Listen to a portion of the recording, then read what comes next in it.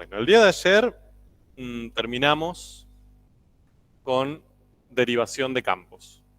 Bien, vimos derivadas parciales la semana pasada, que era una forma de derivar campos que tenía muchas ventajas a la hora de resolver las derivadas parciales. Vimos en la clase de ayer, o terminamos de ver, son las derivadas direccionales, es decir, las derivadas que uno puede calcular en cualquier dirección, no necesariamente manteniendo una de las variables fijas para campos. Entonces con esto un poco terminamos lo que es cálculo con campos escalares. ¿De acuerdo? O sea, ya hasta ahora vimos, primero los presentamos, que es lo que ustedes están estudiando para el parcial, después empezamos a ver límite, empezamos a ver continuidad, empezamos a ver derivación. Ya para dentro de unas clases, de unas semanas, empezarán a aparecer las integrales de campos. Nos queda un tiempito para eso todavía. Pero lo que vamos a encarar en estos días es la generalización de la idea de función. Que ya lo empezamos a ver un poco, pero ahora lo vamos a focalizar con un poco más de intensidad. Es decir, nosotros hasta ahora lo que vimos fue que en matemática 1 aparecieron las funciones. A un número se le asigna un número. ¿Bien? A un número real de un conjunto de partida, del dominio, se le asigna un número real del conjunto de llegada, el codominio o imagen, como quieran. ¿Bien? Y con eso trabajamos un montón, aparecieron la mayoría de las herramientas con las que contamos hasta ahora. Hace poco aparecieron los campos escalares. La diferencia era que no tengo una relación entre número y número, sino entre una serie de números, una cantidad de números distinta a 1, mayor a 1, 2, 3, 4, ordenados, que formaban parte del conjunto de partida o de dominio y se le asignaba un único número real, que era la imagen. Entonces ahí ya la idea de función se mantiene, pero se amplía un poco, ¿no? Ya no es números con números, sino que ahora pueden ser, por ejemplo, pares ordenados con números. Si vamos haciendo esto y si vamos pensando esto, vamos a poder encontrar un montón de relaciones que cumplen la definición de función. ¿De acuerdo? Lo que vamos a ver esta clase y la próxima, o sea, hoy y el lunes, son dos nuevos tipos de funciones que cumplen esa definición, pero con ciertas diferencias. Lo que vamos a ver hoy ya lo empezamos a ver. Se los presenté así rapidito hace unas semanas, pero lo vamos a ver con mayor detalle. ¿Qué son las funciones vectoriales?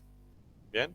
Me interesa ver eso hoy, ahora, y ya varias semanas después de cuando se lo presenté, porque ahora quiero creer, tengo fe, de que manejan mejor las parametrizaciones, ¿no? Con el estudio para el parcial, ya no supongo que han practicado parametrizaciones y que saben parametrizar al menos algunas curvas planas sencillas. Entonces, el estudio de las funciones vectoriales va a ser más sencillo. Bien, entonces, para retomar, nosotros lo que veníamos viendo, o lo que terminamos de ver cuando vimos curvas planas, es que una forma de expresar las curvas planas eran las ecuaciones paramétricas, ¿sí? Donde teníamos las dos variables cartesianas, x e y, que dependían de un parámetro, que habitualmente le llamábamos t. Podíamos usar otra letra, pero habitualmente le llamábamos t. Y eso era una perspectiva geométrica, o sea, teníamos las ecuaciones paramétricas y eso lo pensábamos con una curva que tenía un cierto sentido de recorrido para un lado o para otro. ¿De acuerdo? Ahora, eso lo vamos a pensar, van a ver que es prácticamente igual, idéntico, no vamos a hacer ninguna cosa muy compleja al respecto, ni la vamos a cambiar mucho, pero ahora lo que vamos a hacer es pensarlo como una función. Y van a aparecer las funciones vectoriales. ¿Por qué? ¿Para qué me sirve eso que ya lo sé, las ecuaciones paramétricas, pensarlo como una función? Porque me permite utilizar herramientas del cálculo. Voy a poder calcular límites, derivadas, integrales de ese nuevo tipo de función que son las funciones vectoriales.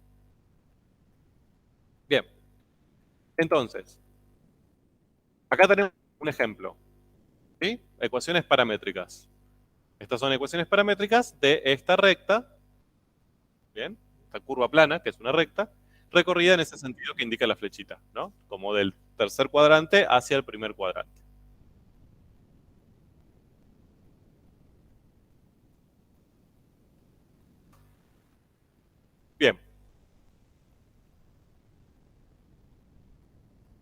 Entonces, ahora esto yo lo voy a pensar desde otro lugar. Nosotros lo que decíamos, y ustedes habrán estado practicando en las tareas de aula, que nosotros íbamos tomando diferentes valores de t, por ejemplo, t igual a 3, si quieren, reemplazábamos 3 y 3, calculábamos, obteníamos un valor de x y un valor de y. En este caso sería 3 y 8, ¿no?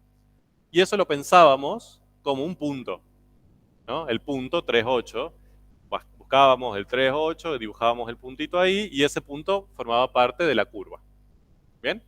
Entonces, para diferentes valores de t, yo iba obteniendo diferentes puntos en el plano. ¿Bien? Con sus dos coordenadas. ¿De acuerdo? Ahora lo vamos a pensar distinto. Ahora lo que vamos a pensar es que cuando yo tomo diferentes valores de t, lo que voy a obtener van a ser y 8, los mismos números, pero ahora lo voy a pensar como componentes, no como coordenadas. Es decir, lo que yo voy a obtener, el 3, 8, no va a ser el punto 3, 8, sino el vector 3, 8. ¿De acuerdo? Esa es la gran diferencia. Usted me dice, Miguel, y es lo mismo. O sea, en vez de marcar el punto 3, 8, agarro y dibujo un vector desde el origen hasta el 3, 8. Es lo mismo. Sí, bien, pero ahora la diferencia simplemente es pensar ese resultado no como un punto, sino como un vector. Y trabajar con vectores. ¿Ok?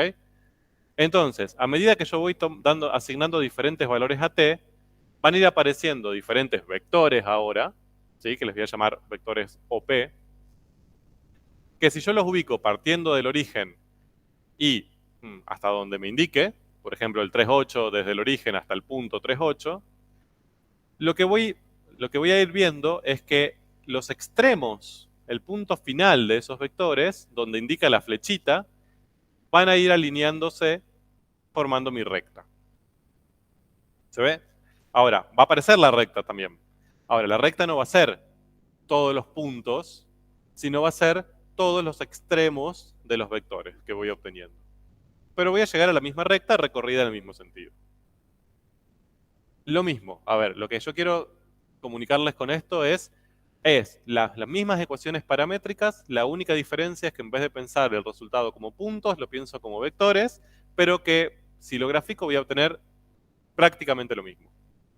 La misma curva recorrida en el mismo sentido. ¿Bien? O sea que hay una analogía casi completa entre una forma de mirarlo y la otra. ¿Bien?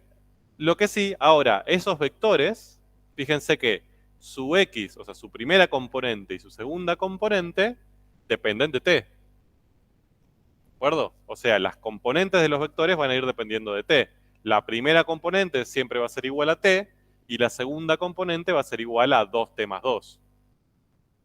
Entonces, fijando un valor de t, yo voy a poder definir esas dos componentes al mismo tiempo. ¿Sí? Si yo digo t vale 1, ya eso me es suficiente para saber cuánto vale la primera y la segunda componente. 1 y 3. No, y 4. ¿De acuerdo? Entonces, en definitiva, yo a ese vector, las componentes de ese vector lo puedo escribir así como ven ahí. La primera componente la escribo como t. Y la segunda componente la escribo como 2t más 2. ¿De acuerdo? Fíjense que la única diferencia, esto que tengo acá arriba, que son las ecuaciones paramétricas que ustedes usan, y esto que tengo acá abajo, es cómo lo ordené. En vez de escribirlo como dos ecuaciones para x y para y, lo escribo como un vector con sus dos componentes. Pero es idéntico. ¿De acuerdo? Y representa algo análogo. Esto es la ley de una función vectorial. Se los digo desde ya. Fíjense que es lo mismo que ustedes usan con las ecuaciones paramétricas, ordenados de otra manera. Nada más. Eso es una función vectorial. ¿Bien? Ahora, ¿qué es una función vectorial? ¿Cómo lo vamos a definir? Lo vamos a definir usando una definición muy parecida a la de función. ¿Bien? Si yo tengo una función que es de esta forma, fíjense, es un vector donde tengo dos funciones escalares, o sea, estas son funciones de las que ustedes conocen, funciones de las de matemática 1, que dependen del parámetro t. Una de ellas me va a permitir obtener la primera componente. Y la otra, G, me va a permitir obtener la segunda componente. Si yo tengo este estilo de leyes, estoy frente a una función vectorial. Obviamente puedo tener dos componentes, 3, 4, 28 componentes. Nosotros vamos a trabajar con dos componentes, como siempre. Pero esto puede extenderse a lo que ustedes quieran. Entonces, toda esta expresión, ¿sí?, el vector formadas por esas dos funciones, se le suele llamar función vectorial. Y fíjense cómo se simboliza. El nombre de la función, que en este caso es R, suele ser una letra minúscula, cursiva. Bien. Habitualmente R. No, igual puede ser S, puedes tener otros nombres, pero lo común es, como solemos poner F para las funciones, solemos poner R para las funciones vectoriales. Después su variable independiente, que va a ser T. Obviamente yo definiendo T, defino todas las otras. Y arriba de R, para indicar que lo que voy a obtener como resultado es un vector, se le pone un vectorcito. Eso es importante. Bien, ese vectorcito es lo que muchas veces nosotros le ponemos una rayita por vagancia, simplemente. Ese vectorcito es lo que a mí me permite diferenciar dos cosas. Si yo les escribo R de T y les escribo R de T, simbólicamente les estoy queriendo decir cosas distintas. Si yo les digo esto, les estoy queriendo simbolizar una función. Bien, de las que ustedes conocen, número con número. A un cierto número T le corresponde un cierto número R. Pero si yo escribo esto, a un cierto número T le corresponde un cierto vector R. ¿De acuerdo? Entonces ahí yo ya espero tener esta estructura. Varias componentes que dependen de T. ¿Se ve la diferencia y la importancia de esa rayita? Bien, entonces, en definitiva, esta que es una función vectorial, lo que yo tengo es un conjunto de partida. Bien, ¿quiénes van a formar el conjunto de partida? ¿A cuál de todas estas cosas voy a encontrar acá, en el conjunto de partida? Dicho de otra manera, ¿quién es la variable independiente ahí?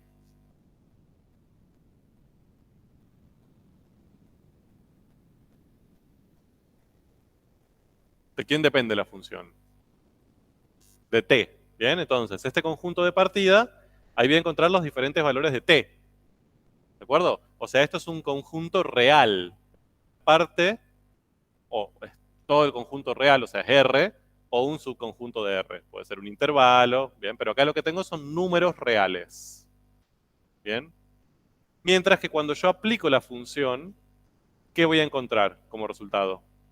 ¿Cuáles van a ser las imágenes para cada t? ¿Eh? Bien, o sea, R2, R3, ¿sí? Lo que voy a obtener ahí son vectores con n componentes. Nosotros vamos a trabajar con 2, ¿bien? Pero podríamos obtener 3, 4, 28 componentes. Entonces, yo voy de R a R2, por ejemplo. De R a R3. Siempre en las funciones vectoriales, mi conjunto de partidas son los reales, porque siempre va a depender de un único parámetro. Mientras que mi conjunto de llegada va a ser vectorial. Bien, voy a tener vectores ahí. Bien. Eso se escribe así. El dominio de esa función va a estar incluido o va a ser igual a el conjunto de los reales. Mientras que el conjunto imagen, o incluso el codominio, si quieren, va a estar incluido o igual a R2 o B2. Si uno pone R2, en general está pensando en puntos. Si pone B2, está pensando en vectores. Bien, cualquiera de las dos cosas que pongan para nosotros está bien, no somos tan molestos con eso. Entonces, les presento las funciones vectoriales. Repito, lo que me interesa de esto es que no hay una diferencia abismal con las ecuaciones paramétricas que ustedes ya conocen. Simplemente es acomodarlas de otra manera, como componentes de un vector. Pero esto lo que nos va a permitir ahora es trabajar con herramientas del cálculo. Bien, límite, derivada, etcétera, etcétera, etcétera. Bien. Entonces, por ejemplo, para estas ecuaciones paramétricas de esta curva recorrida en ese sentido, la función vectorial que le corresponde es esa. La primera ecuación paramétrica es la primera componente, la segunda es la segunda, punto. Este t perteneciente a los reales, ahora ¿cómo le voy a llamar a esto? ¿Quién es esta? Si le estoy diciendo que, bien, los valores que puede tomar la variable independiente. Entonces, ¿cómo le llamo? Dominio. Este es el dominio de esa función. ¿De acuerdo?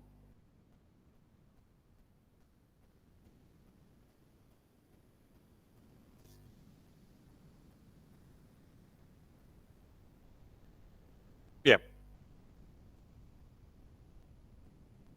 ¿Sí? Ahí tienen un resumencito de todo lo dicho hasta ahora. ¿Qué vamos a empezar a hacer con esto? Graficarlo, ya lo saben. Calcular el dominio, ya lo saben hacer. Es simplemente ver los valores de t como ustedes hacen con las ecuaciones paramétricas. Graficarlo también lo saben hacer. Básicamente va a ser una curva en el plano, que ustedes ya lo saben. O sea, transforman la función vectorial a ecuaciones paramétricas y grafican la ecuación paramétrica como ya lo están haciendo, digamos. Toda esa parte ya la tenemos resuelta porque ya lo saben hacer. Lo que no sabemos hacer todavía es trabajar con esto como si fuera una función. Entonces, no sabemos cómo calcular límites, no sabemos cómo derivar, no sabemos cómo integrar, qué representan los límites, la continuidad, bla, bla, bla, en estos casos. Y en eso nos vamos a dedicar hoy. ¿Bien? Entonces, fíjense lo siguiente. Yo acá voy a representar acá el dominio de la función. El dominio, dijimos, está incluido en los reales, así que yo lo que voy a tener que graficar es un eje real. ¿Bien? Tenemos un t inicial, o sea, el primer valor de t que puede tomar, el más chiquito, y después puedo tomar otros valores de t, más grandes, más grandes, más grandes, más grandes, hasta un cierto t final. O sea, supongamos que el dominio es un intervalo cerrado, ¿no? Yo a ese t inicial le voy a aplicar la función, ¿bien? En este caso r. ¿Y qué voy a obtener? Si yo a un punto, a un valor de t, le aplico la función, ¿qué me devuelve? Dijimos. Un vector. ¿Bien? Un vector en el plano. Entonces, si yo ese valor de t lo reemplazo acá, en f, en la función componente f, ¿eso qué me va a dar como resultado? F de t, ¿qué es? ¿Un vector o un número? Un número. Muy bien. Bien, f es una función normal de las que ustedes conocen. Entonces, yo a un cierto t, por ejemplo 3, lo reemplazo en esa función y me va a dar como resultado otro número. Por ejemplo, 2. ¿Quién es ese número? La componente en x del vector. ¿De acuerdo? Si después a ese t yo le aplico g, me va a dar otro número, y ese va a ser la componente en y de ese vector. Bien, y ya teniendo su componente en x y su componente en y, puedo marcar el punto que se forma y el vector correspondiente. ¿De acuerdo? Entonces, en definitiva, yo lo que voy a decir es que cuando al valor inicial t0 le apliqué la función vectorial r, ahora lo voy a pensar como la vectorial completa, no como cada una de las componentes por separado, sino la r completa, desde este valor de t0 yo le voy a asignar este vector OP. ¿De acuerdo? Esa es la idea de las funciones vectoriales.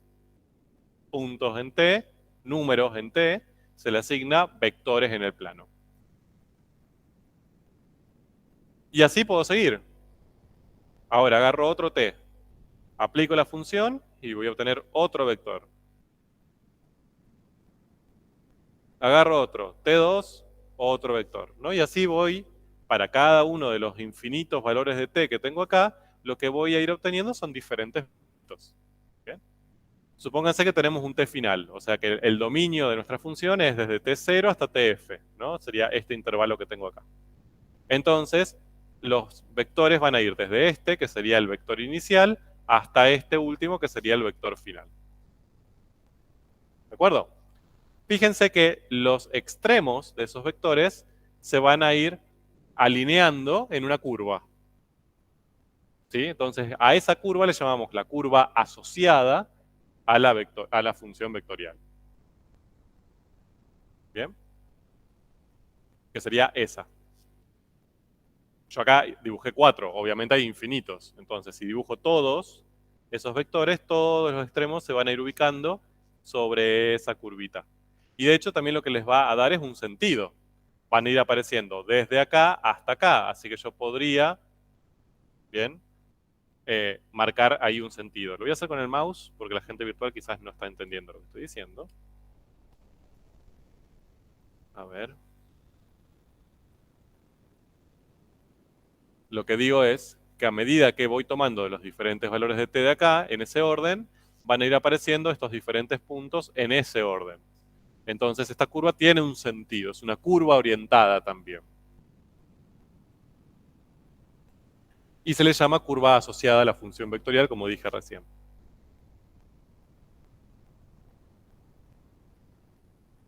No. O sea, los vectores tenderían a ese, pero ese no estaría incluido. Ni el vector. Bien, también esto puede ser que no tenga un conjunto acotado. Puede ser todos los reales y recorrería toda la curva, ¿no? También podría ser. Eso depende del caso.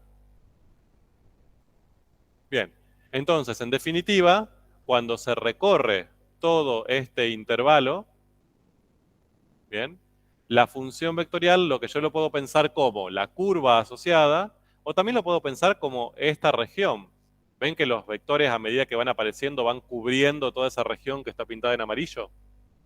Es como un arco. También a veces sirve pensarlo así. ¿Bien? Nosotros más que nada lo vamos a pensar como curvas. Uy, perdón.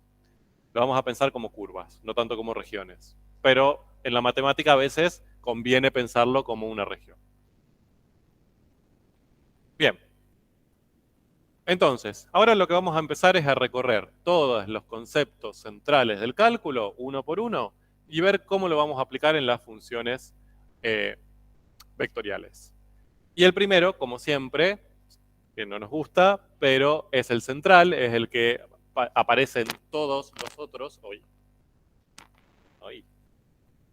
en todos los otros, es el concepto de límite. ¿Se acuerdan que cuando vimos el límite de los campos escalares, lo que sucedía era este problema de la direccionalidad? ¿Se acuerdan que aparecía esto, que el límite lo teníamos que calcular desde distintas direcciones? Y eso nos complicó la vida de ahí en adelante. O sea, si el límite se complica, todo lo demás se complica. Esa es un poco la moraleja. Si el límite es sencillo, todo lo demás se simplifica. Vamos a ver en este caso qué sucede. Y lo que tienen ahí es, no sé si llamarlo una definición, no es una definición. Es una idea intuitiva de límite de funciones vectoriales. Leo, les dice, el límite de una función de la forma tal, o sea, una función vectorial cualquiera, de dos componentes, cuando el parámetro t tiende a un cierto valor real a, se define como esto, ¿no? O sea, el límite de una cierta función vectorial cuando t tiende a a, por ejemplo, cuando t tiende a 3, se define así. ¿Qué me está queriendo decir eso? ¿Cuál es la información que me está queriendo aportar esta? O sea, para mí, que ya tengo unos cuantos años en la matemática, yo veo eso y me emociono. Me parece poético y hermoso. Y sé que mi vida va a ser hermosa a partir de ahora. Pero entiendo que quizás para ustedes no es tan fácil darse cuenta de eso. ¿Qué tiene de mágico lo que me acaba de decir ese cuadrito?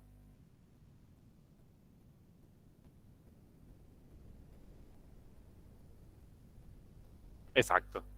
Que el límite de esta función vectorial, que es una cosa rara, un bicho raro que ahora estamos viendo, que no sabemos muy bien cómo abordarlo, lo que me dice esto es que si yo quiero calcular el límite de ese bicho raro, lo único que tengo que hacer es calcular el límite de cada componente por separado. Es decir, si yo quiero trabajar con la función vectorial, que es una cosa compleja, donde hay varias funciones formando un vector, no me complico la vida. Calculo el límite de cada componente por separado y ya está. ¿Bien?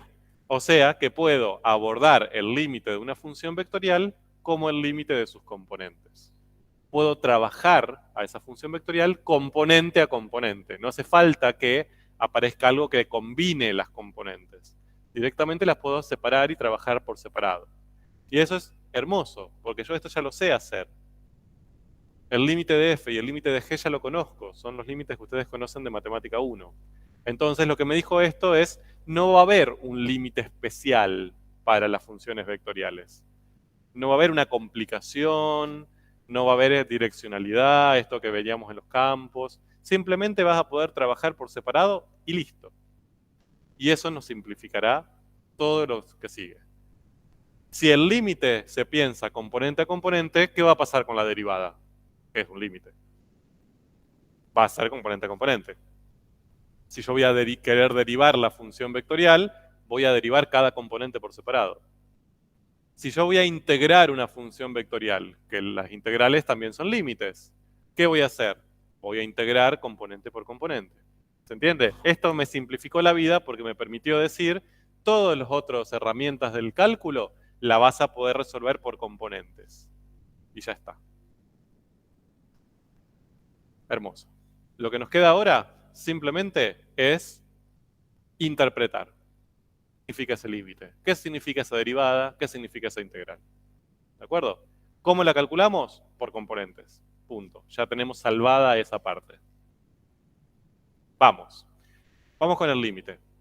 Fíjense, acá yo tengo el límite de esta función que tengo acá graficada cuando t tiende a A. Es decir, yo tomo un valor de t, que no es A, ¿no? A está ahí, y me voy a acercar tanto como yo quiero a A. Por ejemplo, si A vale 3, yo empiezo en 4, voy 3,5, 3,2, 3,1, 3,001, bla, bla, bla. ¿Bien? Entonces, lo que va a pasar es esto. Miren, vamos a ver qué le pasa a t y qué le pasa a las imágenes, que son vectores.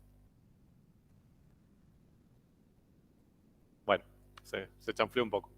Pero, fíjense, a medida que yo me voy acercando con t a A, los puntos, o sea, los vectores y su punto final también se van a ir acercando a un cierto valor.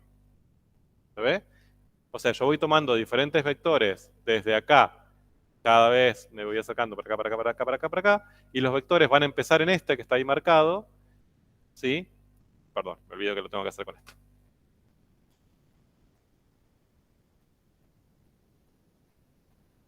Va a empezar desde ese punto y desde ese vector que tengo ahí marcado, y voy a empezar a obtener diferentes puntos cada vez más cercanos a uno que está por acá en el medio. Y vectores cada vez más cercanos a uno que está por acá. Bien, dicho de otra manera, a medida que t tiende a A, el vector imagen tiende a un vector imagen que está por acá en el medio. Que está como por ahí.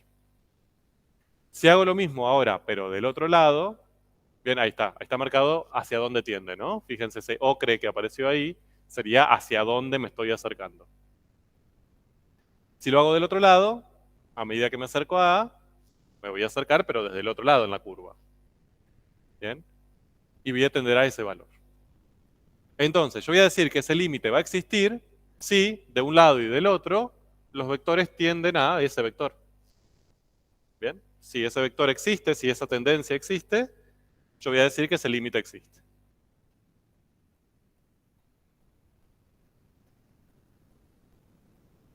¿Cómo? No, o sea, lo que eso te va a modificar es que si vos venís de este lado, vas a ir desde el puntos que más adelante en la curva hacia atrás, vas en sentido de crecimiento de t, desde puntos de atrás hacia adelante. Es lo único que te cambia. ¿Bien? Entonces, el límite lo puedo pensar intuitivamente como uno pensaba el límite habitualmente. Y también lo que voy a poder pensar intuitivamente es la continuidad. Uno decía, una función es continua cuando existía ese límite y era igual a la imagen de la función en ese punto, ¿se acuerdan? Que había tres condiciones, que exista el límite, que exista la imagen y que sean iguales. Acá va a ser lo mismo.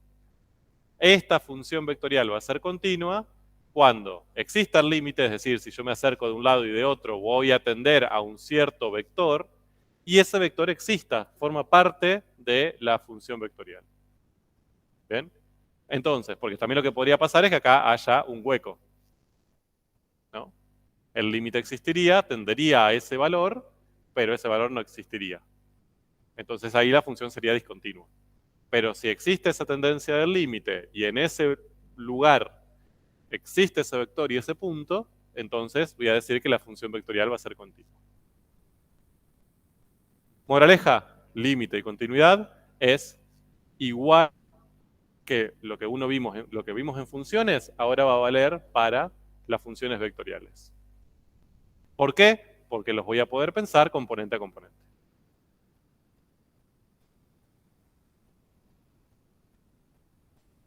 Derivadas. Tenemos, acá lo que tienen, lo mismo que hicimos con los campos. Lo que tienen a la izquierda son las definiciones y relaciones que ustedes habían encontrado para las funciones escalares.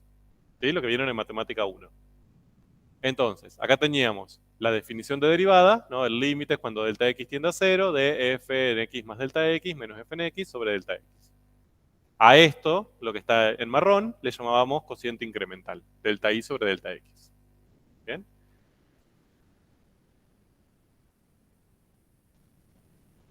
Y cuando ese cociente incremental lo calculábamos con el delta x tendiendo a 0, encontrábamos la derivada. ¿Bien? Y acá lo que tienen también, ahí abajo, a ver qué está sucediendo. Bueno, lo que tienen acá abajo son las interpretaciones. Entonces, a la derivada la podíamos pensar como una velocidad instantánea, una razón de cambio instantánea, o como la pendiente de la recta tangente. ¿Bien? Mientras que al cociente incremental, o sea, esto que está acá en marrón, sin el límite, velocidad media o la pendiente de la recta secante. ¿Se acuerdan? Eso lo vieron ya, se supone que lo deben tener muy fresco. Vamos a pensar para las funciones vectoriales qué pasa. ¿Cómo vamos a armar el cociente incremental? Va a ser el delta de la o las variables dependientes sobre el delta de la o las variables independientes. ¿Bien? O sea, ¿cuáles son la o las variables independientes ahora? Antes era x, ahora va a ser t, mi variable independiente. Y las variables dependientes, antes era y, que era un número, pero ahora va a ser un vector. Entonces lo que tengo acá, superiormente en el numerador, es un delta R. Es el delta de los vectores imágenes. Entonces este va a ser ahora mi nuevo cociente incremental. Bien, el cambio en los vectores imagen dividido el cambio de los valores del parámetro que le dan origen. Y eso fíjense que también lo puedo escribir así. Compárenlo con esto, es lo mismo. En vez de escribir la función en x más el incremento, acá pongo la función en t más el incremento. Menos la función en x, menos la función en t. Bien, es lo mismo. Y si a ese cociente incremental ahora calculo el límite, cuando el incremento tiende a 0, voy a encontrar la derivada de r. Bien, fíjense, o sea, a lo que voy con esto es análogo absolutamente. La definición es análoga a la que ustedes conocen de Matemática 1. Ahora, ¿cuál es el problema? Que la definición mucho no me dice. La definición son un montón de símbolos ahí, un límite, pero ¿cómo interpreto eso? Entonces, vamos a tratar de interpretar eso de alguna manera. Fíjense, supónganse que esta, la que tienen ahí graficada, es la curva C, la curva asociada a mi función vectorial R. Si yo aplico R en T, en el valor T original, voy a obtener un cierto vector que es este que tienen ahí. ¿No? Lo marco con esto. Si ustedes están trabajando en un cierto valor t, aplican la función, van a llegar al vector este que tiene acá, el OP. Si ahora aplican la función vectorial en t más delta t, o sea, le suman un incremento a ese t, es decir, en vez de trabajar acá, están trabajando acá, ¿sí? Le suman un cierto valor h o delta t, como quieran, es lo mismo. Ahora van a obtener otro vector, que va a ser este, que va a ser como el vector incrementado, ¿no? Fíjense que yo ya avancé un poquito en la curva. Ya no estoy en el punto P, sino que estoy un poco más adelante. ¿Quién va a ser el delta R? El delta R va a ser la resta entre estos dos. O sea, va a ser este menos este. ¿De acuerdo? ¿Cómo calculábamos la resta gráficamente entre dos vectores? Uníamos sus puntos finales. ¿Se acuerdan? Eso lo habrán visto en matemática y en física también seguramente han trabajado con esto. Entonces, ese vector que va desde P hasta Q, ese es el delta R. ¿De acuerdo? Se llama vector secante. ¿Por qué? Porque fíjense que corta dos puntos o une dos puntos pertenecientes a la curva, así como las rectas secantes, ¿se acuerdan que pasaban por dos puntos de las gráficas? ¿No? Entonces, es parecido. Ahora no es una recta completa, es un vector, pero cumple esa misma idea de secantez. La palabra secantez no existe, me la acabo de inventar, pero para que tengan cierta idea. Ese es el delta R, ¿no?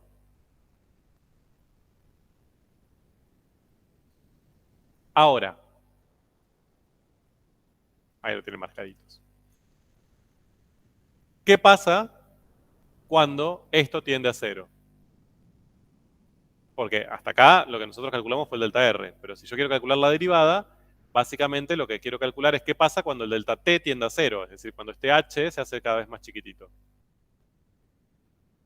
¿Qué va a pasar ahí? Bueno, este vector incrementado ya no va a estar tan lejos del otro, se va a acercar, ¿no? Si este valor incrementado ya no está tan lejos de t, sino que se acerca cada vez más, este vector va a estar cada vez más cerca del vector OP. Dicho de otra manera, el punto Q se va a mover por la curva acercándose a P. Entonces, ¿qué le va a pasar a este vector PQ? Y se va a ir haciendo cada vez más chiquitito el módulo, ¿no? A ver si tengo algún grafiquito. ¿Bien? No. Bueno. O sea, este vector PQ va a empezar en P, pero va a ir acercándose al Q cada vez más. Y cuando esté muy cerca de P, fíjense que lo que va a pasar es que va a ser un vector tangente, ¿no?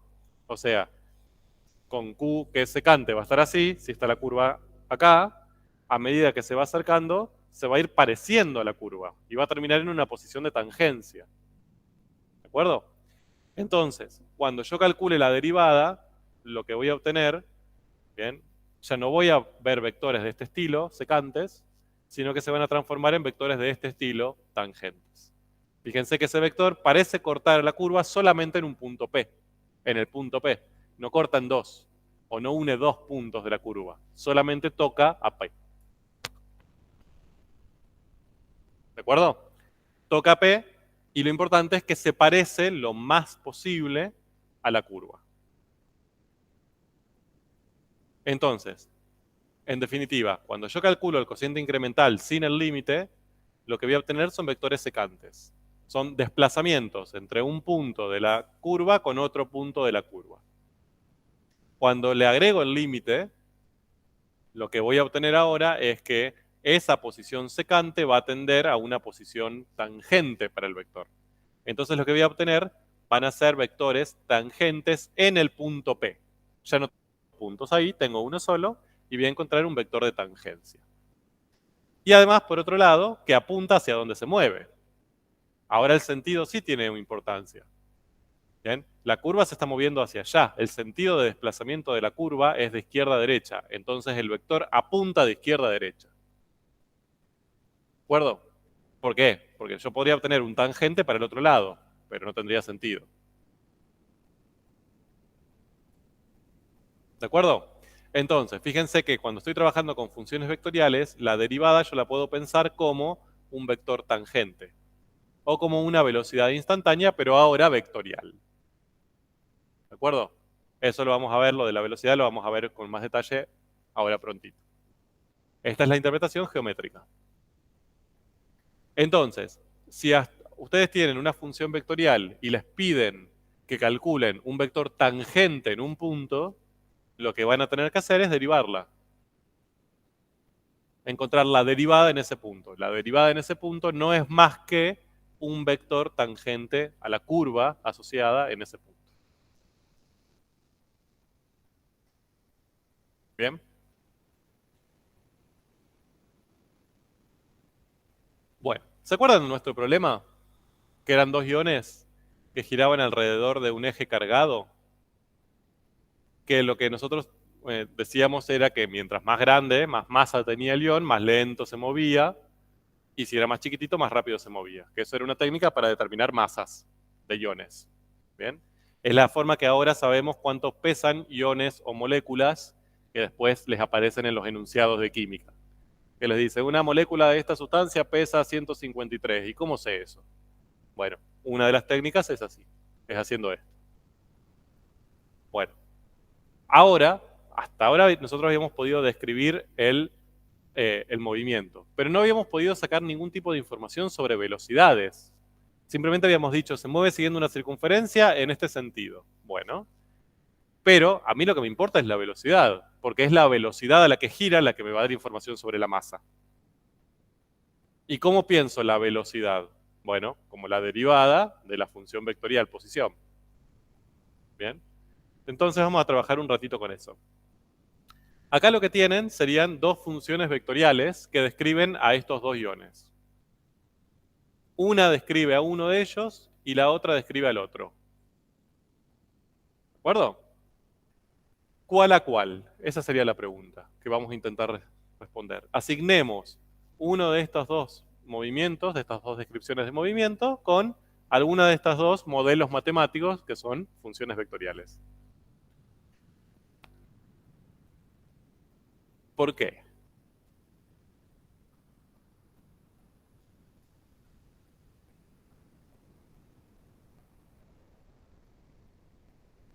Bien, pero acá también tengo lo mismo. O sea, lo que cambia es la función que tengo adentro.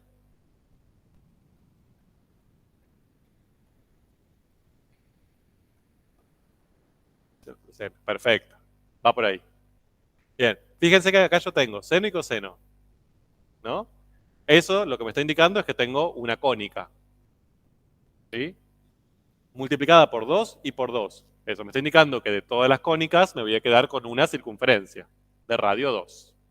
Hasta ahí, nada nuevo. Ustedes eso ya lo saben hacer hasta ahora. Lo que cambia es lo que está dentro del seno. Acá tengo 3t, 3t y acá tengo t sobre 3, t sobre 3. Eso, por algún motivo, afecta la velocidad, pero hasta ahora no es tan obvio cuál es la razón. Entonces, ¿qué tendría que hacer? Ver cuál gira más rápido. ¿Cómo hago? ¿A quién recurro para ver cuál gira más rápido? No a la posición, no a R, sino a su derivada, la velocidad. ¿Y cómo derivo? ¿Cómo hallo la derivada de R1 y de R2? Como sabemos que el límite se hace componente a componente, la derivada se va a hacer componente a componente. ¿Bien? O sea, yo lo que tendría que hacer es derivar esto, y esas dos funciones que obtenga van a ser las componentes de la derivada. ¿Bien? Ahí lo que aparece es un signo de pregunta. ¿Cómo hallo esa B1? Entonces, eso que acabamos de verlo desde una perspectiva intuitiva es un teorema. ¿Bien? El teorema lo que me dice es, si yo tengo una función vectorial R, ¿bien? Con f y g derivables, como funciones componentes, la derivada de R la voy a armar con las derivadas de las componentes. Obviamente tengo que pedir que f y g sean derivables, ¿no? Si no, esa derivada no va a existir. Demostrémoslo. R' de t, derivada de R. ¿Bien? nosotros ya sabemos la definición de la derivada de R, lo vimos hace un ratito. Era delta R sobre delta T, que acá le llama H, cuando ese delta T tiende a 0. ¿Bien? Esta era la definición que vimos hace un rato de derivada de función vectorial. Yo tengo que demostrar que esa expresión que tengo ahí es igual a esta, es decir, a las dos derivadas de f y g como componentes de una función vectorial. Ese es mi objetivo. Si yo llego a demostrar eso, demostraré el teorema. ¿Qué hago? Bueno, como yo necesito que aparezcan f y g, en vez de escribir r, lo expreso usando las leyes de las componentes. Entonces, en vez de escribir r de t más h y r de t, voy a escribir f de t más h, g de t más h, f de t, g de t. Bien, de este paso a este paso, lo único que hice fue reescribir este numerador usando f y g. Ahí no hice nada, no cancelé nada, no modifiqué nada, simplemente reescribí, en vez de la función vectorial, usé las componentes.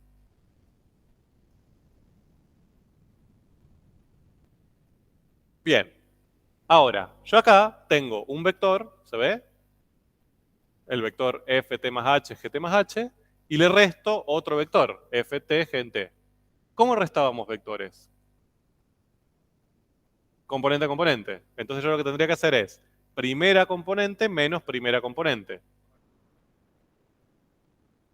Sí, perfecto. Entonces, primer paso. Primera componente se la resto a la primera componente. F en t más h menos f en t. Y después, segunda menos segunda. Gt más h menos g en t. ¿Bien?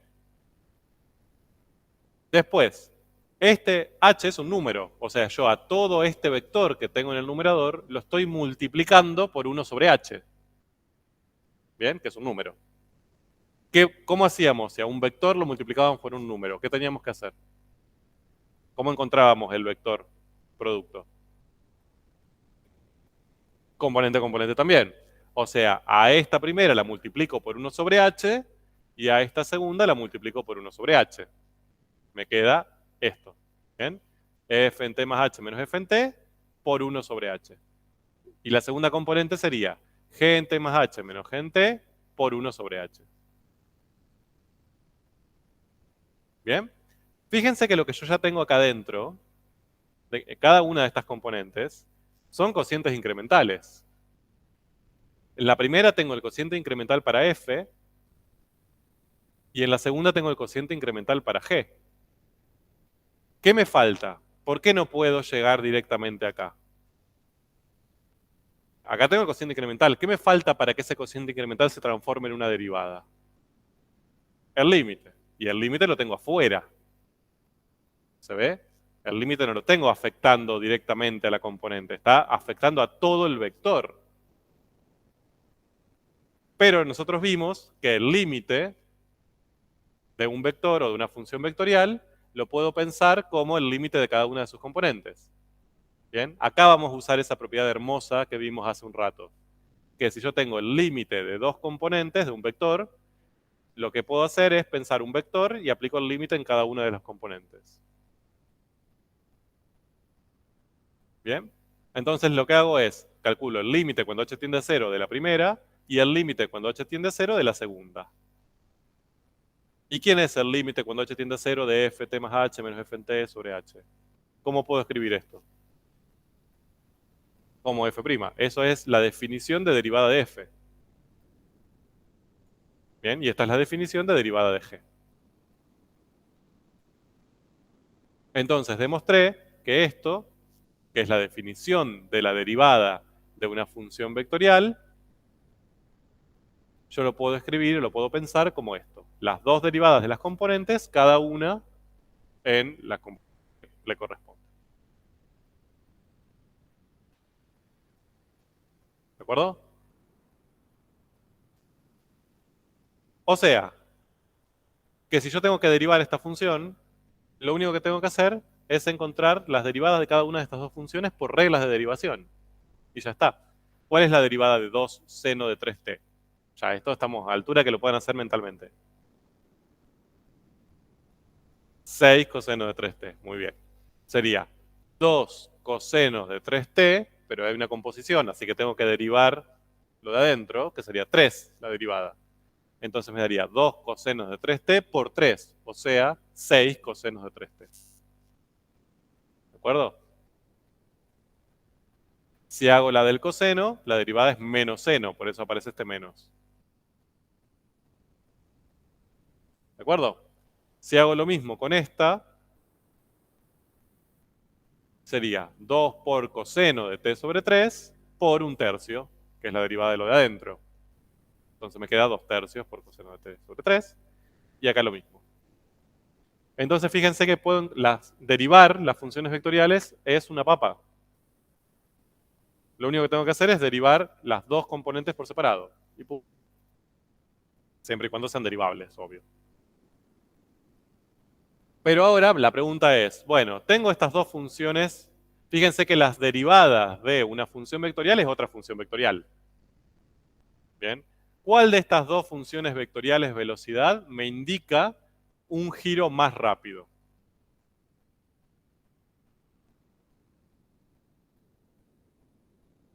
Medio complicado verlo ahí. O sea, ¿cuál de todas esas cosas que tengo ahí leo?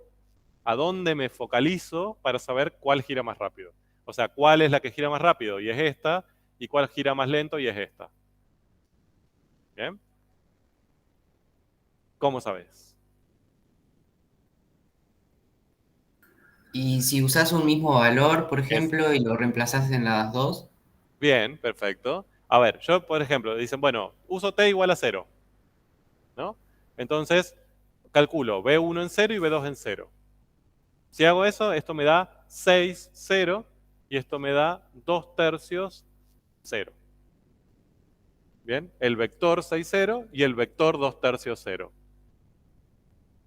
¿Cuál me indica que gira a más velocidad? Pues ahí tengo un vector. Yo cuando pienso en velocidad pienso en un número, ¿no? O sea, pienso en, bueno, 30 kilómetros por hora. Para mí eso es una velocidad. Yo acá tengo el vector 2/3, 0. ¿Cómo hago para que ese vector me otorgue una idea de velocidad? Su módulo. Mientras más grande sea ese vector, va a girar más rápido. Mientras más chiquito, va a girar más lento. Entonces yo lo que tendría que calcular es su módulo. Entonces, acá lo que va a aparecer es lo siguiente, y con esto me quiero detener un ratito porque les suele complicar un poco la vida, que es la idea de rapidez, ¿bien? A diferencia de velocidad, ¿sí?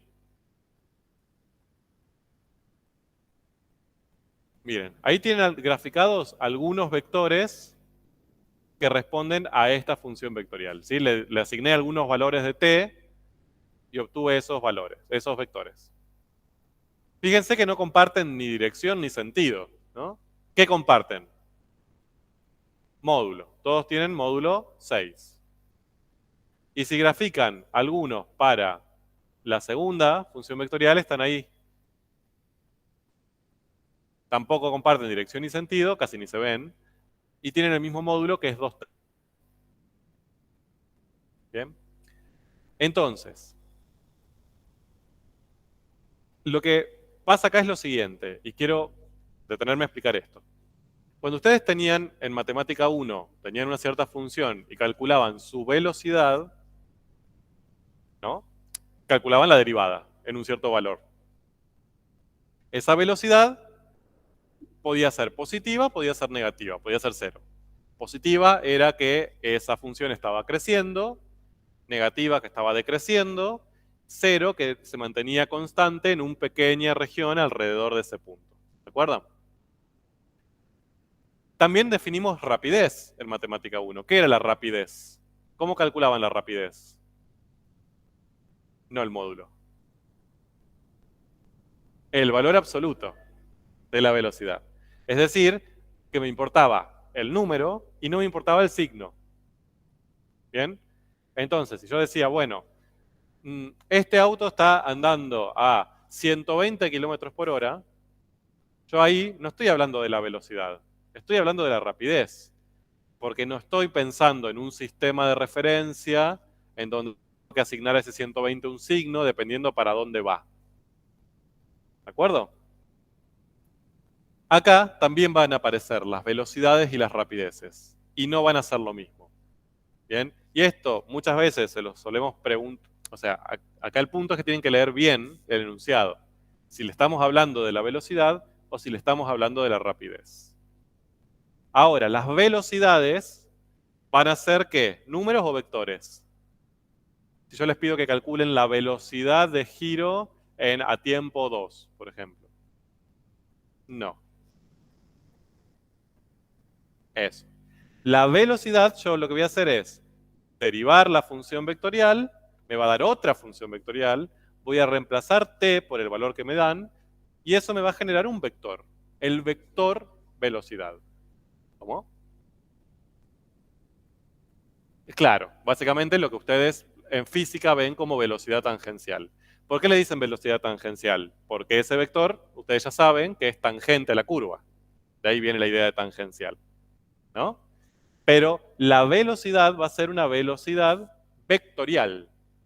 Va a ser el vector velocidad. ¿De acuerdo? Que ese vector velocidad, como ven, puede tener módulo, dirección, sentido, puede cambiar su dirección, puede cambiar su sentido, incluso puede cambiar su módulo también. Entonces, el vector velocidad a mí me da muchísima información. Pero si yo lo que quiero saber es cuál se mueve más rápido, miren, hasta la pregunta se los dice. ¿Quién me va a dar esa información? La rapidez, no directamente la velocidad. ¿Quién es la rapidez? El módulo de la velocidad. No el valor absoluto, porque ahora tenemos un vector, sino su módulo. ¿De acuerdo? Entonces, para hacerlo claro, si yo estoy en funciones escalares, o sea, en RNR, la velocidad es un número con signo y la rapidez es el valor absoluto de la velocidad. Si yo estoy en funciones vectoriales, es decir, de R a R2, por ejemplo, o Rn, la velocidad va a ser un vector de n componentes. Y la rapidez va a ser el módulo de la velocidad. Uso la misma simbología, las dos barras, pero acá significa valor absoluto y acá significa módulo. ¿De acuerdo?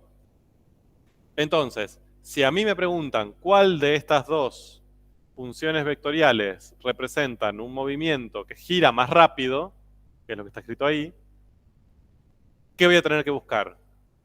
Los módulos de estas dos vectores. ¿Cómo se llaman los módulos? ¿Recuerdan? Componente al cuadrado más componente al cuadrado, raíz cuadrada de esa suma. No, pueden buscar la rapidez para toda t. ¿Bien? Si te piden rapidez para tiempo 3, primero encontrás la velocidad en 3 y después les hallás el módulo. Pero si te piden rapidez para todo tiempo, vos a esta expresión, para toda t, le hallás su módulo. ¿Bien? Eso depende del enunciado.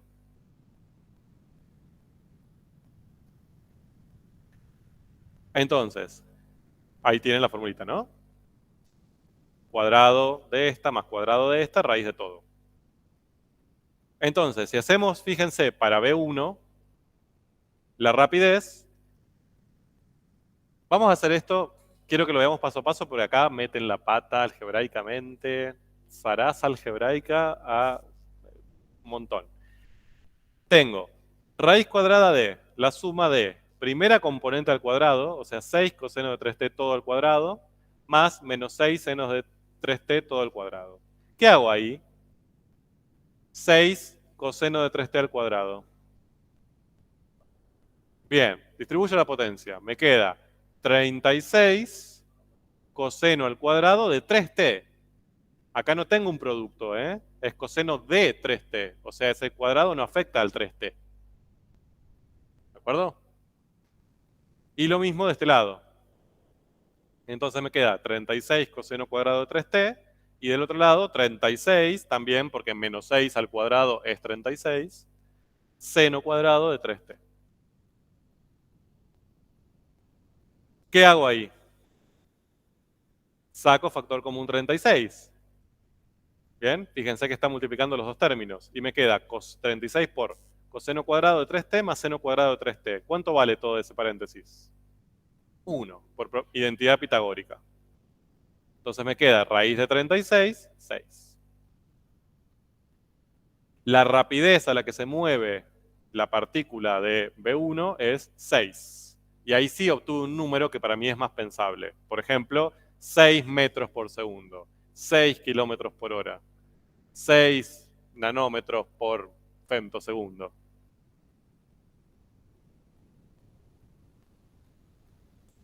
Si hago lo mismo con R2, después véanlo, ustedes sigan las cuentitas, llegan a 2/3. Entonces, ¿qué conclusión saco? ¿Cuál de estas dos se corresponde a cuál de estas dos? B1 se mueve más rápido o menos rápido que B2. Dicho de otra manera, la partícula 1 se mueve más o menos rápido que la 2. 6 es más grande o más chico que 2/3. Más grande. Entonces, esta se mueve más rápido que esta. Por lo tanto, esta, digamos, la que está en color, no sé, verde petróleo, se corresponde con esta, que es la que se mueve más rápido, mientras que la que está en color verde oliva se corresponde con esta, ¿no? Con la que se mueve más lento.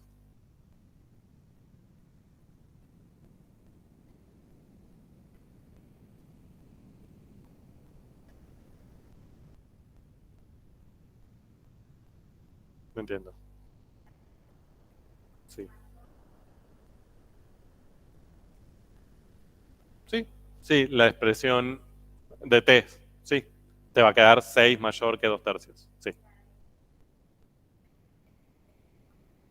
Te daría una incoherencia. Sí. Bien.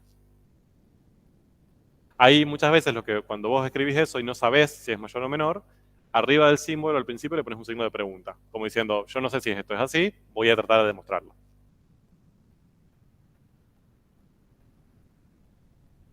Bien. Ahora, entonces, analicemos esta, la más rápida de movimiento. Teníamos la función vectorial que la describía el movimiento, la velocidad y la rapidez. ¿Bien? ¿Cómo graficamos todo esto? Si yo les pido que grafiquen R1, ¿qué graficarían? Si tienen que graficar esa función vectorial. ¿Qué les estoy pidiendo que grafiquen? Lo que pasa es que si podés graficar un vector, pero vos acá tenés infinitos, porque vale para un montón de t's. Entonces, si yo lo que tendría que graficar serían todos esos vectores. ¿Cómo hago para graficar todos esos vectores? Bien. Pienso dónde están esos vectores y lo que grafico serían sus puntales, o sea, la curva asociada. ¿De acuerdo? Entonces, cuando les pedimos graficar una función vectorial, les estamos pidiendo que grafiquen la curva asociada. Es decir, los puntos extremos de esos vectores. Para no graficar uno, sino graficarlos a todos. Esa sería la idea. En este caso, lo que vamos a graficar sería entonces una circunferencia. ¿Bien? Sería estas. O sea, las formadas por estos vectorcitos que tienen ahí. ¿Bien? O sea, este y todos los demás van a alinear sus puntos finales formando una circunferencia de radio 2. ¿De acuerdo? Ahora, eso tiene sentido porque R lo que me está mostrando es cómo se mueve la partícula. Ahora, si yo les pido que grafiquen la velocidad, ustedes también podrían hacer eso. Podrían graficar una curva asociada a esa función vectorial. Ahora, no tiene mucho sentido graficar una curva ahí, porque esa velocidad no me está describiendo por dónde se está moviendo algo. Lo que me está queriendo mostrar es a qué velocidad se mueve.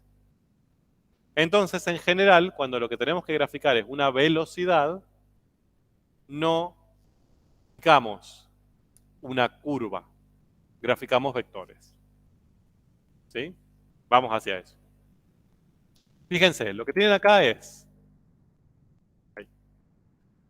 para un mismo valor de t, cuánto vale R1 y cuánto vale B1. Es decir, agarré un T cualquiera, lo reemplacé acá, calculé, me dio este vector que tienen ahí, el pequeñito. Ese.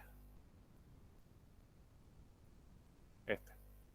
Ese mismo T lo reemplacé acá, en la velocidad, y obtuve este. ¿Cómo son R y B? Perpendiculares. Punto. Tomo otro T cualquiera. Sí. Es B. En el mismo T que este. Fíjense que también se ve la rapidez 6. El módulo es 6, ¿no? Ahí se ve claro. Tomo otro T cualquiera. Lo reemplazo en R y obtengo este. Lo reemplazo en B y obtengo este. ¿Cómo son? Perpendiculares otra vez. ¿Se ve? Otro caso. Acá tengo R, acá tengo B. Perpendiculares. Miren lo que pasa con si en vez de usar la que se mueve rápido, uso la que se mueve lento. Tienen, por ejemplo, acá, este es R y el B que le corresponde, perpendiculares. R y el B que le corresponde, perpendiculares. R y B que le corresponde, perpendiculares. ¿Bien? Bueno, es al revés, perdón. Es R y B que le corresponde. R y B que le corresponde. R y B que le corresponde. Entonces, ahí la pregunta es, ¿qué significa? ¿Qué información me está dando ese vector velocidad? Y por otro lado, ¿siempre van a ser perpendiculares? Vamos a ver. ¿Cómo interpretamos el vector velocidad? Fíjense, acá yo lo que tengo serían los vectores posición. Estos son los vectores en R, o sea, los vectores R, no los vectores B. Los vectores R en un cierto T, R en otro T, R en otro T. Yo lo que les dije es, si voy generando todos esos Rs, se van a alinear los puntos finales formando una circunferencia de radio 2. Y acá tengo, por ejemplo, para ese R teníamos el B, que era perpendicular, ¿se acuerdan? Ahora, en esa posición, a mí mucha información no me da. Pero, si se acuerdan que los vectores son libres, yo los vectores mientras mantengan dirección, sentido y módulo, lo puedo ubicar donde se me cante. Lo que voy a hacer es ubicarlo ahí. ¿Bien? O sea, que va a comenzar no en el origen, sino en el punto final de la posición. O sea, yo tengo la función vectorial R me va a indicar la posición de la partícula. Y en esa posición de la partícula, desde ahí empiezo a dibujar la velocidad. ¿Bien? Fíjense que ahora esto sí tiene un poco más de sentido. Lo que me está diciendo es, en el momento en que la partícula está acá, la velocidad que siente es ir hacia allá. ¿Bien? ¿Cómo va a ser esa posición? Y tangente a la curva. ¿Bien? Y en el sentido en que esa partícula gira. ¿Dónde va a estar para esta posición, la que tienen graficada ahí con ese vectorcito? ¿Dónde se imaginan que va a estar su vector velocidad? Nosotros habíamos dicho que estaba acá, ¿no? Que era perpendicular y estaba como por acá. ¿Dónde me conviene ubicarlo? Bueno, que en vez de que pensar en el origen, que empieza acá. Entonces lo que voy a obtener es así. ¿Bien? Si yo en cada posición anclo significa empiezo desde ahí a dibujar la velocidad, los vectores velocidad, me fijo, ahí queda claro que siempre son perpendiculares en este caso. ¿Bien? Y lo que obtengo es un vector tangente a la curva que me indica en qué sentido va a girar. ¿De acuerdo? Si lo que yo obtuviese sería que este giro es más despacito, ¿qué verían? Un vector más chico. Tendrían la misma posición, porque sigue girando en el mismo sentido, bien, de la misma manera, pero el módulo del vector va a ser más chiquito. Eso me va a indicar, vas a girar para allá, siguiendo esta misma trayectoria, pero más lento. ¿Bien? Que sería así, miren. Este sería el caso de esta, la que giraba despacito. Fíjense que son todos perpendiculares, anclados en las posiciones, pero como el módulo es más pequeñito, eso me está indicando que el giro es más despacio, es más lento, tiene menos rapidez. ¿De acuerdo? Entonces, moraleja, los vectores velocidad son siempre, o sea, se dibujan siempre anclados a los vectores posición, es decir, se comienzan a dibujar donde termina el vector posición, y siempre van a ser tangentes a la curva. Eso ya lo habíamos visto antes, ¿no? Pero siempre va a haber tangencia. Si ustedes cuando calculan un vector velocidad, bien, que esto suele pasar y lo vemos bastante en los exámenes, se equivocaron a calcular el vector velocidad. Dicen, bueno, grafiqué la posición termina en este punto. Calculan el velocidad en ese punto y les da esto. Bueno, metieron la pata. Ustedes ya saben que esa velocidad les tiene que dar tangente a la curva. ¿Bien? Y en el sentido correcto. O sea, lo que ustedes esperan es un vector así. ¿Bien? Si obtienen este vector de ahí, metieron la pata en algún lugar. Eso les da el pie a que revisen qué hicieron. ¿Bien? Si no encuentran el error, escriban. No me da tangente, tiene que darme tangente, no me da tangente, tengo un error en algún lado, no lo encuentro. Eso a nosotros nos demuestra más criterio que lo dejen así. ¿Bien? Nos demuestra que entienden que tiene que darles tangente. Quizás numéricamente hubo un problema en el medio. Bueno, puede pasar. Pero no dejen este vector. Eso ya es un error más conceptual, como no tienen idea que ese vector no puede ser la velocidad. ¿Bien?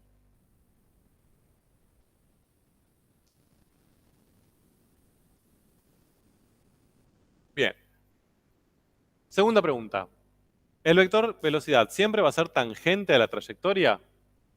¿Sí? La respuesta es sí, ya lo vimos antes, y tienen la demostración en el libro. ¿Sí? No la vamos a hacer acá. No me interesa que se la sepan de memoria, nada, ¿eh? La tienen, si quieren verla, está la demostración en el libro de que siempre la velocidad va a ser tangente a la trayectoria. Y lo que nos quedaba era demostrar si siempre van a ser perpendiculares la velocidad con la posición, ¿no? Que acá vemos que parecen ser perpendiculares. Siempre va a ser así. ¿Cómo se hacen ese tipo de demostraciones? Miren, yo acá tengo la posición, ¿no? La función vectorial con la que estábamos trabajando, y la velocidad, o sea, su derivada. ¿Cómo hacemos? O sea, yo tengo vectores, ¿no? Estos tengo primera componente, segunda componente, primera, segunda. ¿Cómo hacíamos para demostrar que dos vectores eran perpendiculares? Producto escalar igual a cero. Entonces, lo que nosotros podemos hacer es hacer el producto escalar entre estas dos funciones vectoriales, que en definitiva son vectores, y ver si me da siempre cero. Si siempre me da cero, significa que siempre van a ser perpendiculares. Si no siempre me da cero, significa que no siempre van a ser perpendiculares. Es así de directa la relación. ¿Cómo hago? Bien. Lo que hago es calcular, ver si R1 y B1 son perpendiculares. O sea, lo mismo decir que su producto escalar, perdón, es igual a cero. ¿Qué hago? Planteo el producto escalar por componentes. O sea, estas dos componentes, escalar estas dos componentes. ¿Cómo hacíamos para hacer esto por componentes? Primera por primera más segunda por segunda, ¿no? ¿Va a quedar un enchastre? Sí, obviamente, va a quedar bastante larga la cuestión algebraica ahí. Pero lo único que tengo que ver es si todo eso se me cancela y me genera un cero. Si lo hace, van a ser perpendiculares. Si no lo hace, no. Veamos. Primer término sería 2 seno de 3t por 6 coseno de 3t. Más 2 cosenos de 3t por menos 6 senos de 3t. ¿Bien? Acá puedo operar algo en cada uno de los términos. ¿Podría resolver algo? Tengo 2 por seno de 3t por 6 por coseno de 3t. 2 por 6. Lo único. Todo lo que el seno y el coseno no puedo hacer nada entre ellos. Entonces esto me queda 12 seno de 3t por coseno de 3t Y acá me queda 2 por menos 6, menos 12, coseno de 3t, seno de 3t. ¿Qué puedo hacer ahí? Cancelar todo, es lo mismo. Es 12 seno coseno, menos 12 seno coseno. 0. ¿De acuerdo? Esto por esto, haciendo un producto escalar, siempre me da 0. Conclusión, estos vectores siempre son perpendiculares a estos. Para todo t. Si ustedes le hubiera dicho, calcúlenlo en un cierto t, bueno, hallan el vector y trabajan con esos dos vectores. Pero si les piden que lo hagan genéricamente para cualquier t, trabajan directamente con las leyes. Y ya está.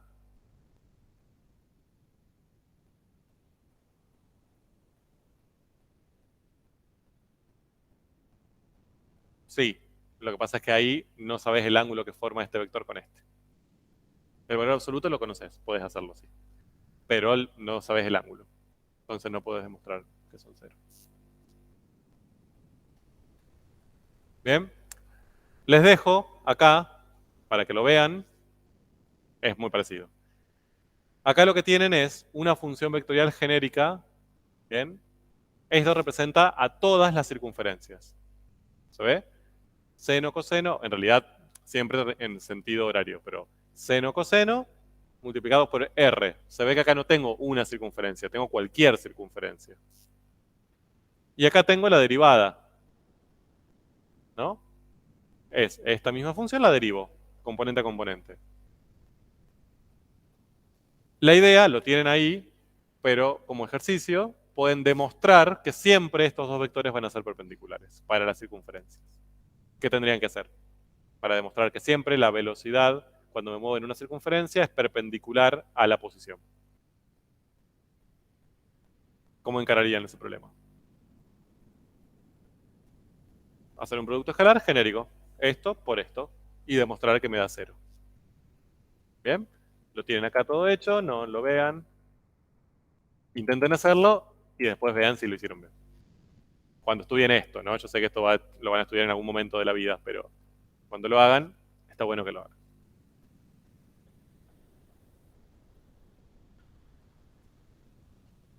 Sí, perfecto.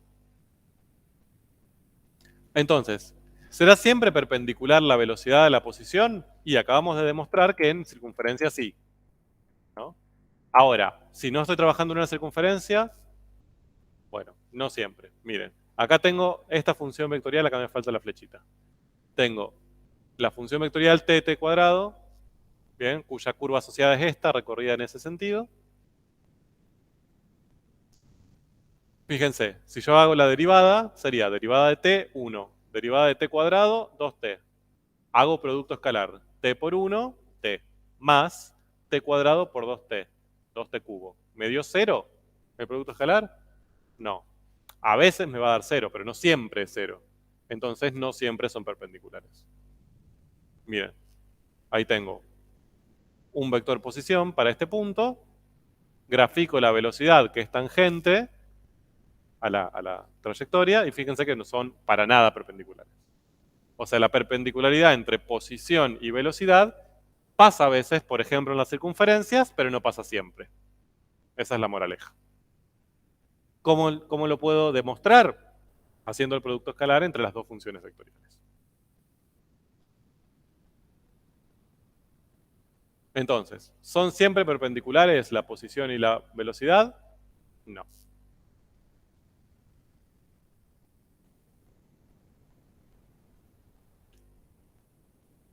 Bien.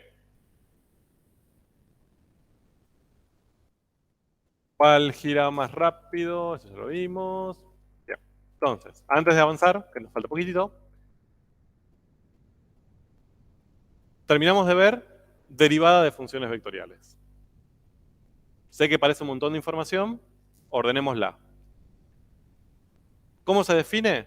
Igual que todas las derivadas. El límite de un cociente incremental. Delta de la variable dependiente sobre delta de variable independiente. En este caso, delta R sobre delta T.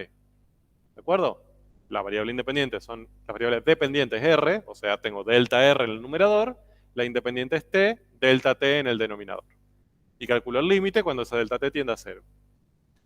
Eso me va a dar un vector ¿cómo lo interpreto? Como un vector tangente, ¿ah? O como una velocidad tangencial. ¿De acuerdo? Si me piden graficarlo, ¿qué hago? Primero grafico la posición y cuando termine ese vector posición, ahí grafico la velocidad tangencial. Se llama anclar, bien, la velocidad a la posición. Si me piden derivada segunda, ¿cómo voy a interpretar la derivada segunda de una función posición? Como una aceleración. ¿Dónde la voy a graficar? También anclada, porque me conviene ver la aceleración partiendo de dónde está la partícula. ¿De acuerdo? Si me piden analizar qué tan rápido se mueve, quizás la velocidad no me sirva. Lo que prefiero usar sería la rapidez. ¿Qué es la rapidez? El valor absoluto. ¿De acuerdo?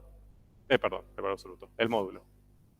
Calculo el módulo y ese número me indica qué tan rápidamente se está moviendo esa partícula. Todo lo que tienen que saber de derivadas de funciones vectoriales. Y en este último ratito que nos queda, nos falta algo para terminar con el cálculo de las funciones vectoriales. Las integrales, sí, perfecto. ¿Cómo van a ser las integrales de las funciones vectoriales? ¿Cómo las voy a calcular? Componente a componente. Son límites, entonces también los voy a poder hacer componente a componente. Entonces, lo que les traigo, más que nada, es un problema que ustedes seguramente ya resolvieron en física. Supongo que ya habrán visto caída libre y ese tipo de cosas, ¿no? Sí, en física 1. Pero veámoslo desde una perspectiva matemática.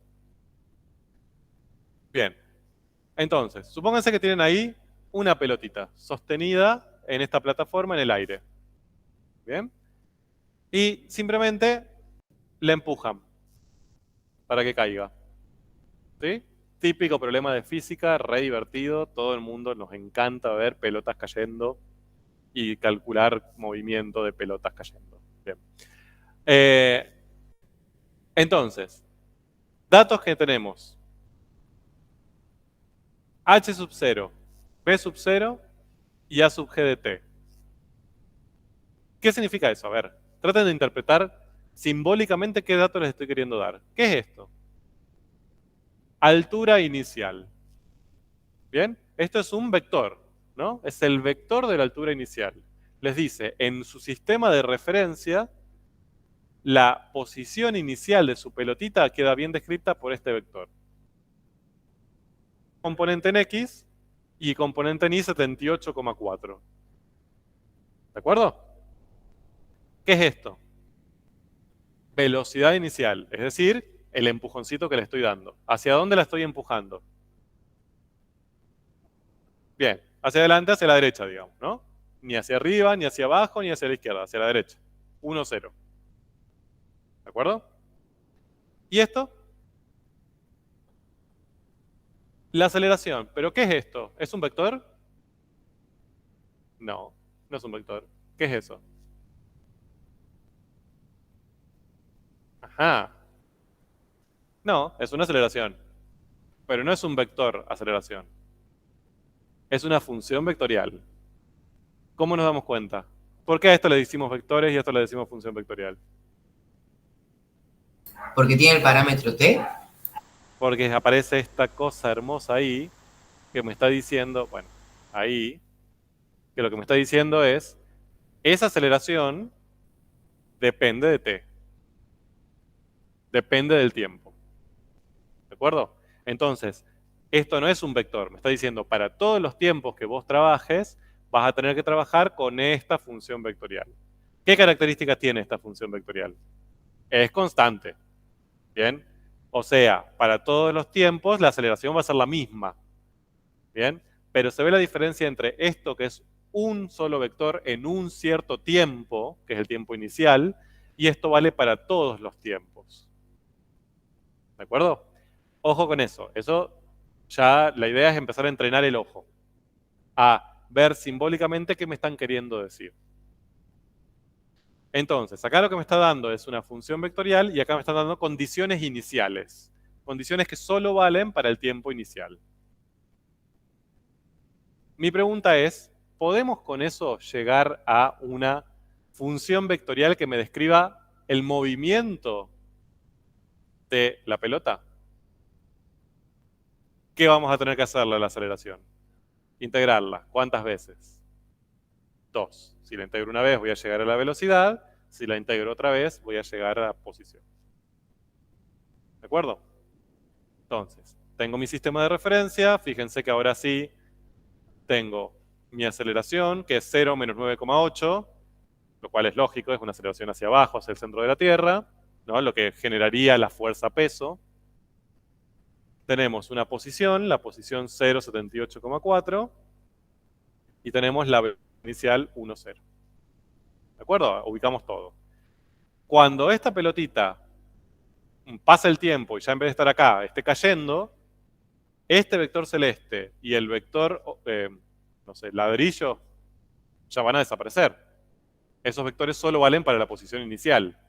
Pero el vector aceleración va a seguir valiendo, porque me dice que vale para todo t. ¿Sabe la diferencia? ¿Por qué una es una función vectorial y los otros son vectores simplemente? Bien.